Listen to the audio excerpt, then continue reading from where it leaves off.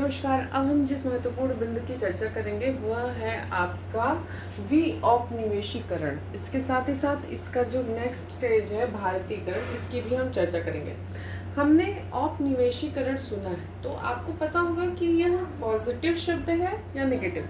तो औपनिवेशीकरण जब कोई बाहरी या कोई ऐसी सत्ता आपके ऊपर, आपकी भाषा के ऊपर, आपके संस्कृति के ऊपर, आपके सभ्यता के ऊपर आघात करे, अपनी चीज़ों को थोप दे, आपका जो ढांचा है, जो जड़ है, उसको हिला दे, ये आप औपनिवेशीकरण के अंतर्गत मान सकते हैं। देखिए, अलग अलग टर्म में ये अलग अलग रूप से परिभाषित होता है, बट अगर शिक्षा के टर्म में हम इसको परिभाषित करने का प्रयास करें तो हम इसी प्रकार से बताएंगे। जैसे कि जब अंग्रेज आए तो शिक्षा का कुछ प्रयास उन्होंने किया, लेकिन जो मैकाले का मिनट था जो उन्होंने दिया, उसके बाद पूरी शिक्षा व्यवस्था हिल गई। उन्होंने क्या किया, मतलब उन्होंने कहा कि रंग रूप से भारतीय और वैसे क्या होंगे, अंग्रेज होंगे, ठीक है, क्लर्क तैयार करना। इसके साथ साथ क्या किया था उन्होंने, हमारी भाषा को छीन लिया, मातृभाषा हटा के अंग्रेजी माध्यम कर दिया,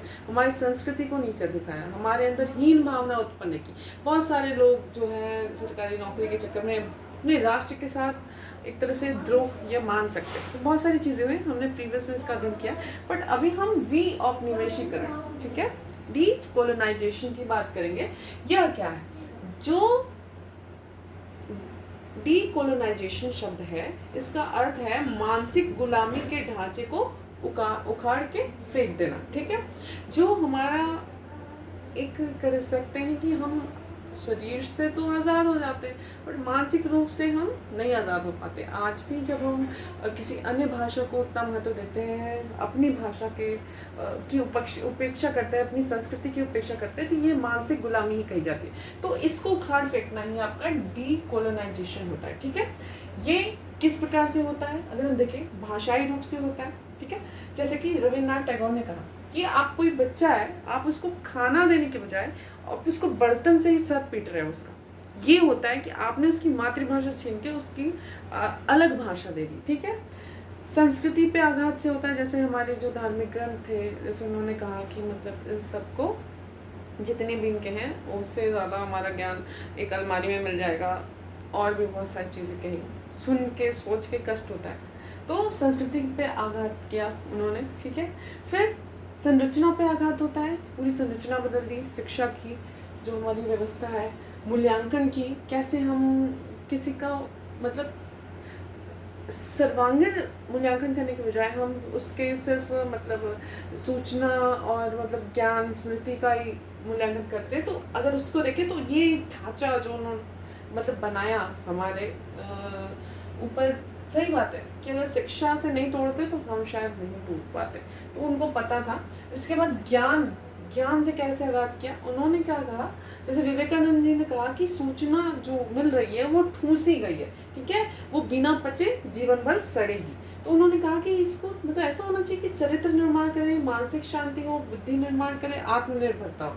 इसके साथ साथ उन्होंने हमारे लोकतंत्र, राष्ट्रभक्ति पे जिस प्रकार से आघात किया, तो उसमें आपको राष्ट्र प्रथम किस प्रकार से रखना है, ये आपका विऔपनिवेशीकरण के अंतर्गत आता है। इसके अलावा आत्मविश्वास और आत्मनिर्भरता, ठीक है, पर आघात जो किया था उसको वापस कैसे प्राप्त करना, जो हमारे अंदर हीन भावना आ गई थी अपनी संस्कृति, अपनी चीज़ों के प्रति, उसको उससे कैसे निकलना है। तो गांधी जी ने कहा कि अपने ही देश में हमको क्या किया, इन्होंने अजनबी बना दिया। तो 3H की बात की, हैंड, हेड और हर्ट, ठीक है। उससे कैसे हम फिर से आत्मविश्वास हमारे अंदर आए, कैसे आत्मनिर्भर होंगे, ठीक है।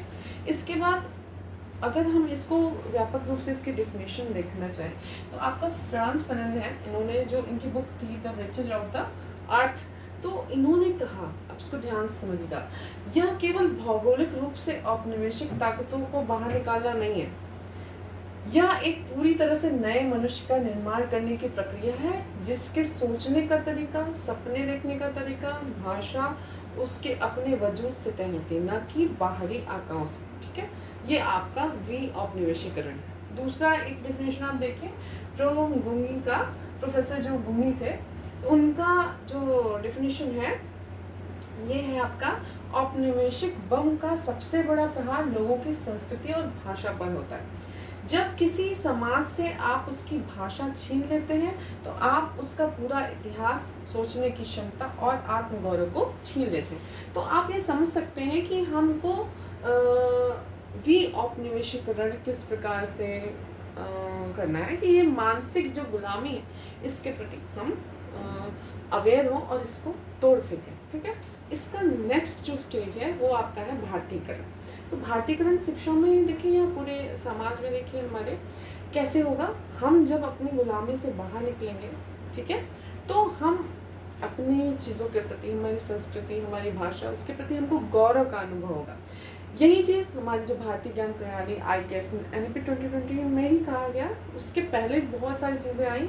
देखिए, जैसे कि हम जानते हैं कि हमारे पास एक समृद्ध ज्ञान था। अगर हम डेफिनेशन देखें कि भारत के समृद्ध ज्ञान विज्ञान को आधुनिक प्रासंगिक संदर्भ में ग्रहण करना क्या है हमारा भारतीकरण। फिर से हमको करने की जरूरत है, हम पूरी तरह से नहीं है। ठीक है, इसमें हमको जैसे हमारे जो प्राचीन जो ज्ञान प्रणाली उसकी अगर हम एग्जाम्पल के तौर पे, जैसे भाषा का विज्ञान जो आगे कोडिंग और लैंग्वेजेस ये सारी चीज़ें होती है, भाषा का विज्ञान पाणिनि ने जो दिया था। ठीक है, गणित के बाद आर्यभट्ट, ब्रह्मगुप्त, भास्कराचार्य, माधव, ये सब की आप देखिए इन्होंने क्या इनोवेट किया था। ठीक है, इसके बाद चिकित्सा में चरक, सुश्रुत, वाग्भट, ये सारे लोग हो गए। आयुर्वेद हो गया, योग हो गया, धातु विज्ञान में नागार्जुन हो गए, स्थापत्य कला जो थी जैसे नागा द्रविड़ और अन्य जितनी भी कला है, अंतरिक्ष में वाराहिमिहिर है, इन सब चीज़ इनको आप अध्ययन करिए, आपको प्राउड फील होगा कि हमारी इतनी मतलब इतने प्राचीन समय में इतनी समृद्ध ज्ञान प्रणाली थी। उस समय भी हम उड्डयन मशीनों की चर्चा करते थे और कैसे क्या है, बहुत ही व्यापक है, बहुत ही इंटरेस्टिंग है, आप इसको देखिएगा ज़रूर। इसके अलावा हम जो हमारे भारत के प्रति, हमारे हमारे देश के प्रति, हमारी संस्कृति के प्रति हमारे मूल्य हैं, साथ ही साथ पंचकोश विकास की बात है, बहुत सारी चीज़ें आप देखेंगे। जो हमारा अध्यात्म है उसको भी हम देखें, जैसे वेद पुराण उपनिषद जितनी भी चीज़ें उसमें जो हमारे ग्रह हमको समझ में आए पॉजिटिव, आप देखिए उसको नेगेटिव जो चीज़ लेना चाहेंगे वो आपको मिलेगी, लेकिन आप उसके पॉजिटिव चीज़ों के लिए, तो ये पूरा भारतीकरण के अंतर्गत आता है। तो कैसे हम मानसिक गुलामी को तोड़कर अपने ही देश के लिए, अपने ही मिट्टी के लिए उसी के रंग में रंगे, यही हमारा औपनिवेशीकरण और भारतीकरण है। धन्यवाद।